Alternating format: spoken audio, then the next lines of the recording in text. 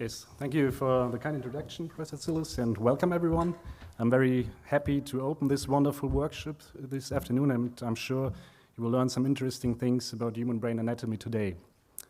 So at the end of my talk, you will know some important landmarks of the human brain and will be able to utilize them in sectional brain images for a robust orientation in human brain anatomy.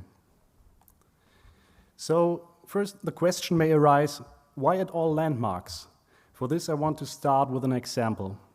Some time ago, a patient came into the emergency room of the University Hospital in Düsseldorf and was referred to the Department of Radiology, and there he got this cranial CT.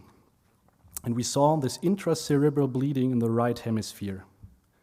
So 2 days later, we performed an MRI scan of the same patient, and now we saw a bleeding which seemed to be much more posterior here in the parietal lobe. So what has happened in these 2 days? Did the bleeding wander around in the brain, or what happened? Well, the answer to this is quite simple if you take a look at the localizer scans. A CT scan is usually performed with a slice inclination parallel to the skull base in order to spare the eye lens from radiation. In MRI, we don't have to care about radiation, so the images are performed just as the patient is lying in the scanner, or they are tilted towards the ACPC line. Now, if we tilt the inclination of the MRI scan towards the inclination of the CT scan, you see that the bleeding gets more and more into the position of the CT scan, and right now we have quite comparable pictures. So you see that just guessing the anatomic location of a specific spot in the brain is very difficult and very problematic, especially if you don't consider slice inclination. But if we use landmarks of the brain, then we can make quite reliable statements about the exact anatomic location of a specific spot in the brain. Now let us start with some surface anatomy. This is a 3D reconstruction of a human hemisphere from a lateral view and from a medial view. And at first glance, such an image might be very confusing for you or even frightening because of the bunch of sulci and gyri you see here. But you will see that if you delineate some major landmarks and go systematically through the anatomy, then the anatomy of the brain can be very easy in most of the cases.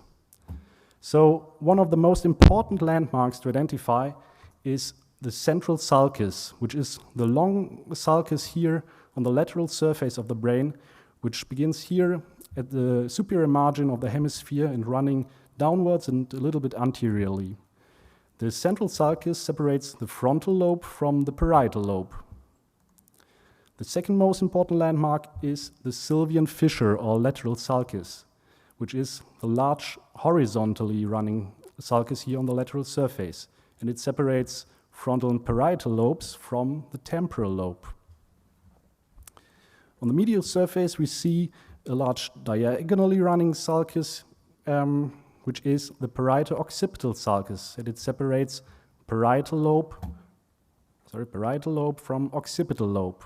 If we want to do this segregation between parietal and occipital lobes on this lateral surface, it's a little bit more complicated because you have to project the POS onto the lateral surface, but then you can again separate between parietal and occipital lobes. And lastly, we see here a long sulcus here on the medial surface surrounding the corpus callosum with an ascending part at its posterior end, which is the cingulate sulcus. And it separates the frontal lobe from the cingulate gyrus, which is part of the limbic system. So you see, you only have to identify those 4 sulci to get the coarse lobar anatomy of the brain. But we now want to get a little bit more into detail and identify single sulci and gyri and start with the lateral surface. Again, we first identify the central sulcus and the Sylvian fissure, as well as the spot where we can find the parieto-occipital sulcus on the medial surface. Then we start with the frontal lobe, and we first find a sulcus which runs parallel to the central sulcus but anterior to it, which is the precentral sulcus. And between precentral sulcus and central sulcus, we find the precentral gyrus, which hosts the primary motor area. Going anterior from the precentral sulcus, there are two large longitudinally running sulci in the frontal lobe, which are the superior frontal sulcus and the inferior frontal sulcus. And they separate a superior frontal gyrus from a middle frontal gyrus from an inferior frontal gyrus. The inferior frontal gyrus can be subdivided by the two branches of the Sylvian fissure, which are the anterior horizontal ramus of the Sylvian fissure and the anterior ascending ramus of the Sylvian fissure, into three parts. These three parts are an orbital part, the pars orbitalis, a pars triangularis, because of its triangular shape, and a part which actually hides the insula, which is underneath it, which is the pars opercularis. So this is frontal lobe anatomy. Now we get to the parietal lobe, and we again find a sulcus which runs parallel to the central sulcus but posterior to it, which is the postcentral sulcus. In between postcentral sulcus and central sulcus, we find the postcentral gyrus, which hosts the primary somatosensory areas. Then we have in the parietal lobe a deep, diagonally or curvilinear running sulcus, which is the intraparietal sulcus, and it separates a superior parietal lobule from an inferior parietal lobule. The inferior parietal lobule can again be separated or subdivided into two larger gyri, which are the supramarginal gyrus, which surrounds the posterior ascending ramus of the Sylvian fissure, and an angular gyrus. In the temporal lobe, it's again quite simple. There we have two long longitudinally running sulci, which are the superior temporal sulcus and the inferior temporal sulcus, and they separate the superior temporal gyrus from middle temporal gyrus and inferior temporal gyrus. And in the occipital lobe, the anatomy is quite variable, but in most cases we can identify a superior occipital sulcus and an inferior occipital sulcus, as well as a transverse occipital sulcus. And they separate the superior occipital gyrus from middle occipital gyrus from inferior occipital gyrus. So you see, you only have to identify some major landmarks and sulci right here, and after this, it is more or less only counting to get the whole anatomy. So superior, middle, inferior, superior, middle, inferior, superior, middle, inferior. That's it. Now to the medial surface, we again first identify the parieto-occipital sulcus and the cingulate sulcus, as well as the spot where we can find the central sulcus on the lateral surface. Then we here look at the medial aspect of the superior frontal gyrus. And the tissue posterior to the superior frontal gyrus surrounding the central sulcus here is called the paracentral lobule. The paracentral lobule is separated by the pars marginalis of the cingulate sulcus from the precuneus of the parietal lobe.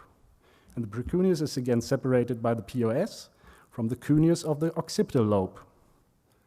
Then we have another important sulcus right here on the medial surface in the occipital lobe, which is the calcarine sulcus or calcarine fissure, which hosts the primary visual area, and it merges with a POS in form of a Y. The calcarine sulcus separates the cuneus from the lingual gyrus of the occipital lobe. And just to complete it right here, we have in the temporal lobe on its medial aspect the parahippocampal gyrus, and on its inferior surface the fusiform gyrus. And we also see the gyrus rectus of the frontal lobe.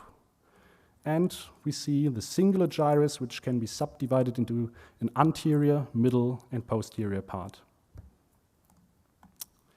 Now we come to sectional anatomy and first have to talk about image orientation.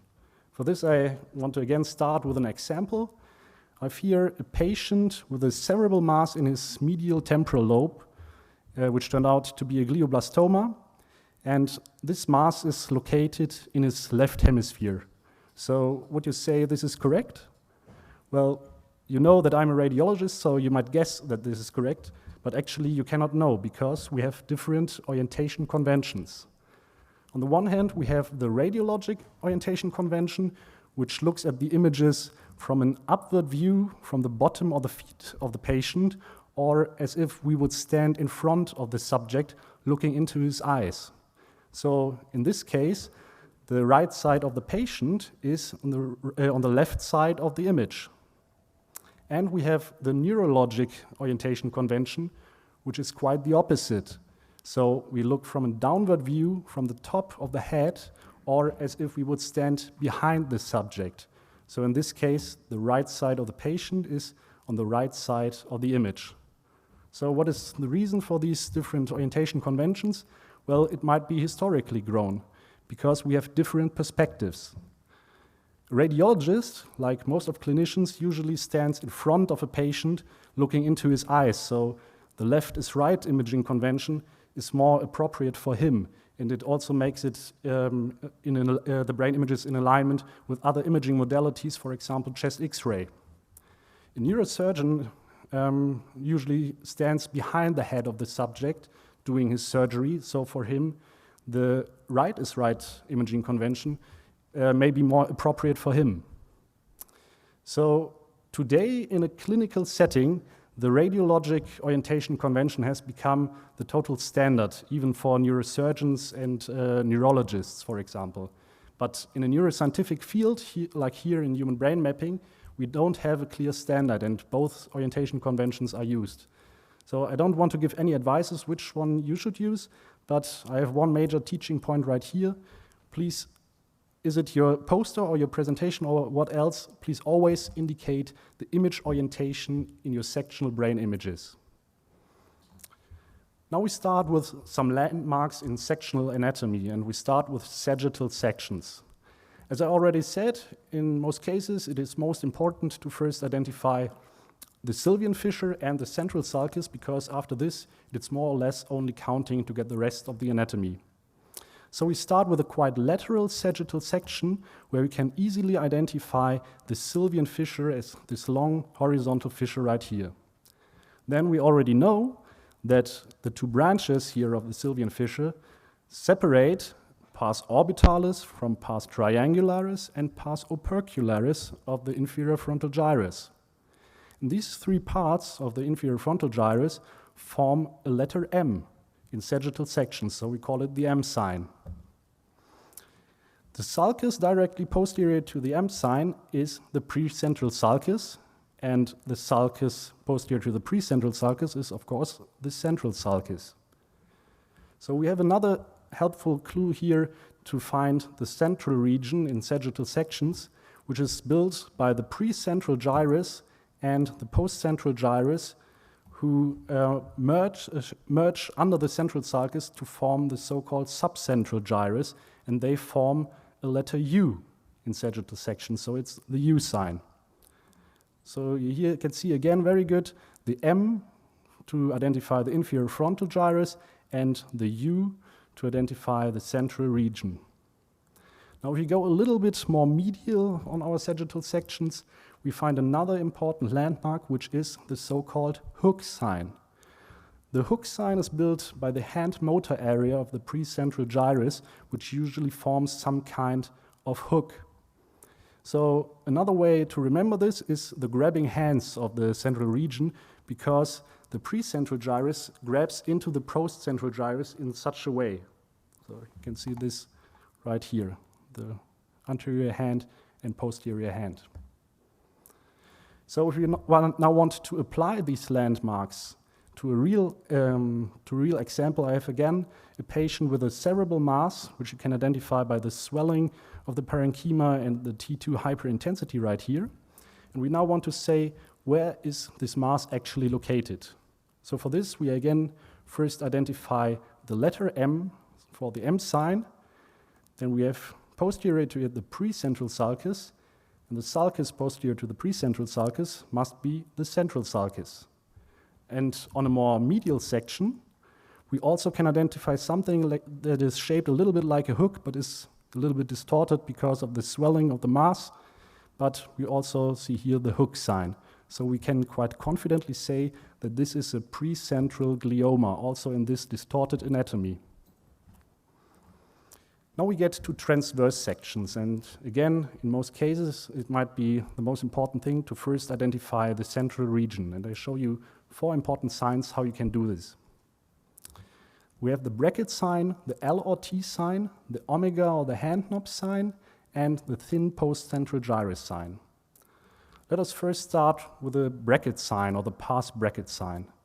For this, you have to remember the cingulate sulcus, which is the large sulcus here surrounding the cingulate gyrus and corpus callosum. And the cingulate sulcus has an ascending part here at its posterior end where it ascends to the superior margin of the hemisphere, and it is called the pars marginalis of the cingulate sulcus. You can find the pars marginalis of the cingulate sulcus in transverse sections right here next to the midline, where it usually builds some kind of bracket. So we call it the bracket sign. And then you should know that the central sulcus, usually in about 95% of the cases, lies directly anterior to this bracket, and it enters the bracket with its medial parts. So the bracket sign is a very robust sign and reliable sign to identify the central sulcus in transverse sections. Another way to identify the central region is the L or T sign.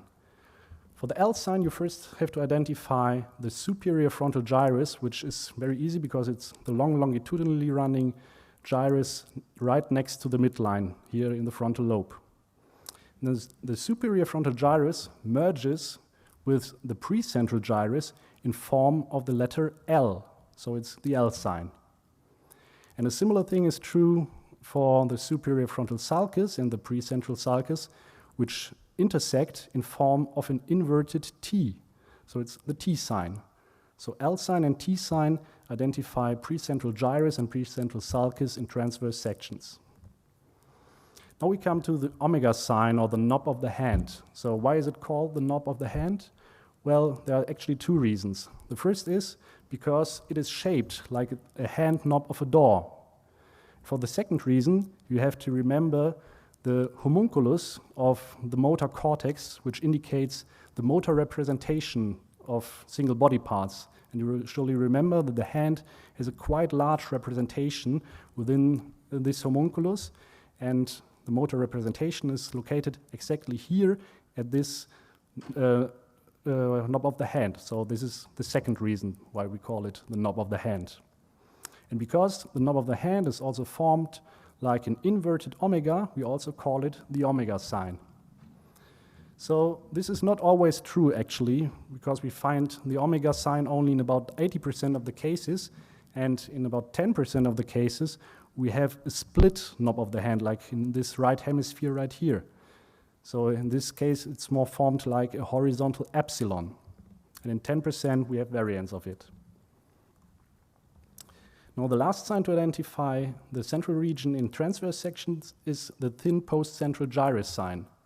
This means that the precentral gyrus right here is usually about 1.5 times thicker than the postcentral gyrus. And actually, the same thing is true for the cortex of the precentral and postcentral gyri, which can be very good depicted right here in this histologic section.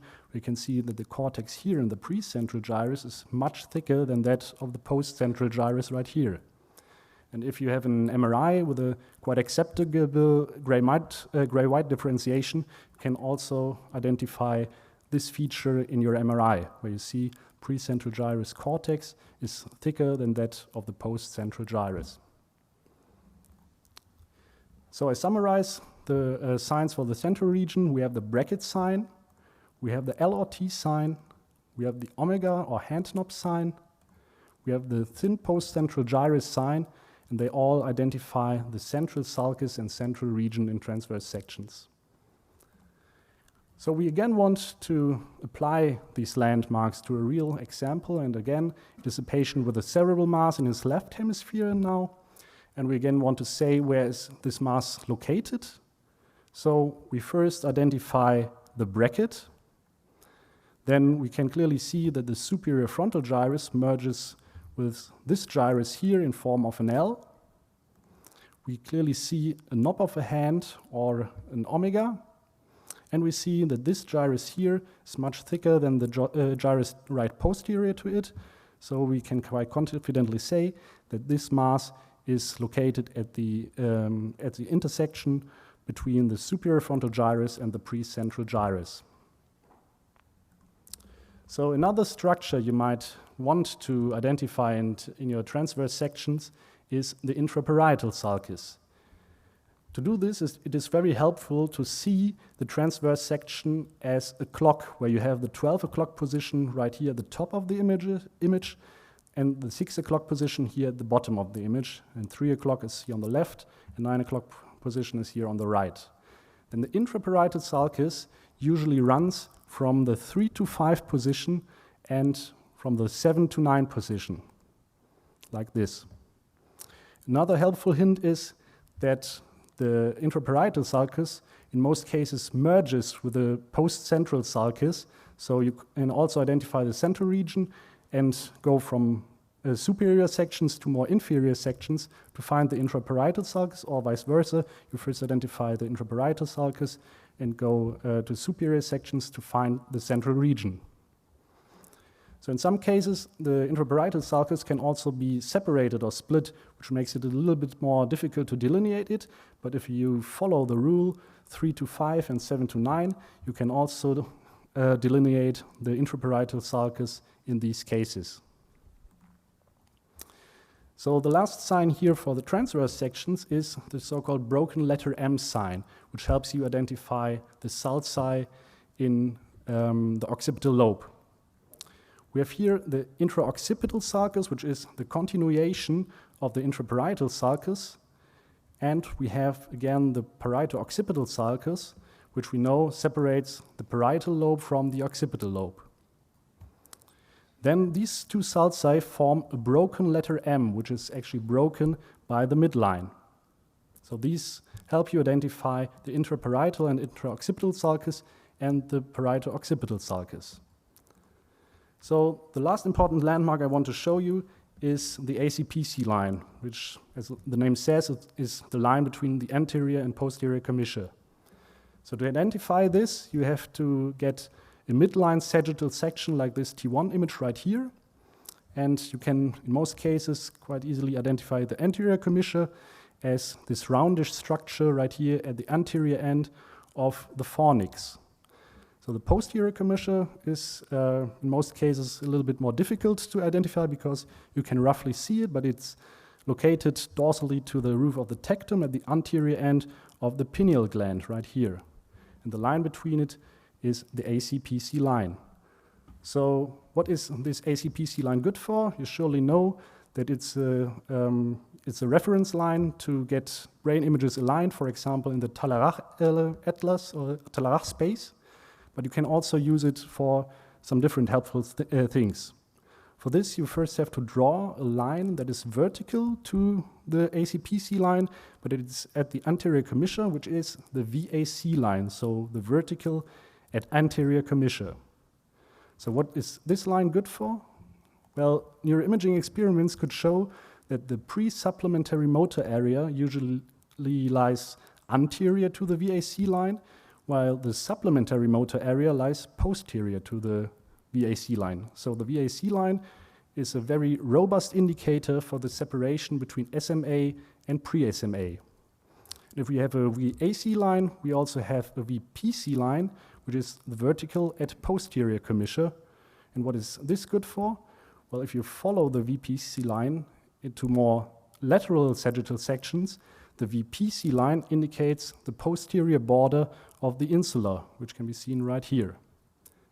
So we come to an end of my talk, and I hope I could familiarize you a little bit with the landmarks of the brain and their usefulness for the anatomic orientation in the brain. And I want to summarize some of my teaching points right here. Please don't forget to indicate the image orientation in your sectional brain images. You should consider the slice inclination when you analyze your sectional brain images. When you identify the sylvian fissure, the central sulcus, and the parieto-occipital sulcus, you get the lobar segregation of the brain. And you can use the M sign, the U sign, and the hook sign to identify the inferior frontal gyrus and central region in sagittal sections.